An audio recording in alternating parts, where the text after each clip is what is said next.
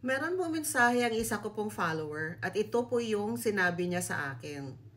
Doc, may bukol po ako sa left breast, kumakatas na po siya ngayon pero ayaw ko pong magpatingin sa doktor. Dahil yung kaibigan ko po na nagpatingin sa doktor, na chemo po at na opera, wala pong isang buwan patay na po siya kaya natatakot po ako. Ano po ba ang dahilan kung bakit may mga pasyente, pagkatapos mong makimo, ay tila nga bang mas umiksi po ang kanilang buhay kaysa napahaba po ito? Ito po yung mga posibleng dahilan. Number one po dyan. Ang chemotherapy po ay karaniwang ginagamit para panggamot po talaga sa mga sakit na cancer. Dahil alam niyo po ba, ito kasi mga cancer cells ay parang may mga sarili silang isip. Hindi na po sila sumusunod sa mga regulasyon na meron po ang normal cells.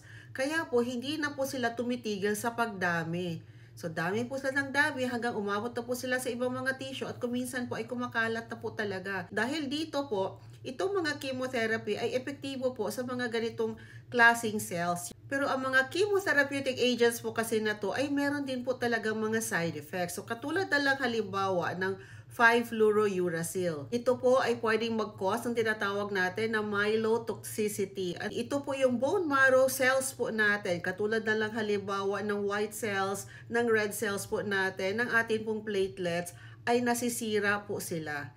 Kaya bumabagsak po yung mga ito pag tayo po ay nakimo. At magkakaroon po tayo ng mga komplikasyon pag ito po mga cells na ito ay bumabagsak. Kasi for example na lang po, no, yung puting dugo na yan, kailangan po yan ng ating immune system panglaban po ng infection. Kaya meron po mga instances na pag tayo po ay nakimo, mas susceptible po tayo na magkaroon po tayo ng mga infection na yan. And actually, meron po ako kaibigan na doktor na namatay po dahil nagkaroon po siya ng systemic infection after po siyang makimo. Ang isa naman po ay pwede pong bumagsak no, yung ating pulang dugo. So magkakaroon po tayo ng anemia at hindi po yan maganda. Ang ating pulang dugo po ay nagke-carry po yan ng oxygen sa iba't ibang parte ng ating katawan.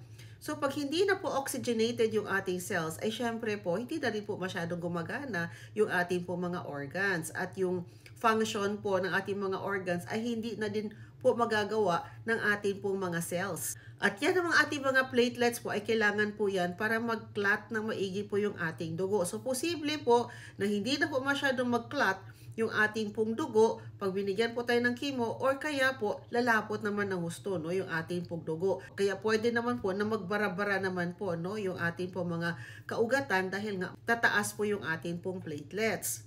Yung bleomycin naman po ay pwede po makadamage ng ating baga at ng ating balat. Ang doxorubicin naman po ay pwede din po mag-cause ng myelotoxicity. Pwede makasira po ito ng ating pong puso at pwede makasira din po ng ating kidneys. Ang cyclophosphamide naman ay pwede po makasira po ng ating bladder, yung ating pong pantog. So pwede po tayo magkaroon na tinatawag na hemorrhagic cystitis. So pwede po tayo umihi na meron pong dugo. Pwede pong malagas yung ating pong buhok at pwede din po masira yung ating pong puso. Tinataya pong 25% sa mga pasyente po may cancer ang posible pong mamatay dahil po sa side effect ng mga chemotherapeutic drugs na binigay po sa kanila. Ang pangalawang dahilan po ay pwede po magkaroon po ng resistance to the chemotherapeutic drug. Ito po yung mga cancer cells po ay hindi na po sila magre-respond sa mga chemotherapy na binibigay po sa pasyente. Kaya mas mahihirapan na po talagang gamutin kasi hindi na nga po sila nagre-respond. Kaya pag nagkaroon na po ng tinatawag natin na chemotherapeutic drug resistance, 90% na po ng mga pasyente ay namamatay. Kaya itong tinatawag na chemotherapeutic drug resistance ang pinakamatinding problema po sa panggagamot talaga ng cancer sa ngayon. At yung pangatlo po, sabi po sa isang pag-aaral sa Britanya, pag ang chemotherapy ay binigay po natin sa isang pasyente na sinasabi po natin critically ill o malala na po yung pasyente, ay mas mapapadali po ang kanilang pagkamatay in 25% of cases kaysa kung hindi na po sila binibigyan pa ng chemotherapy.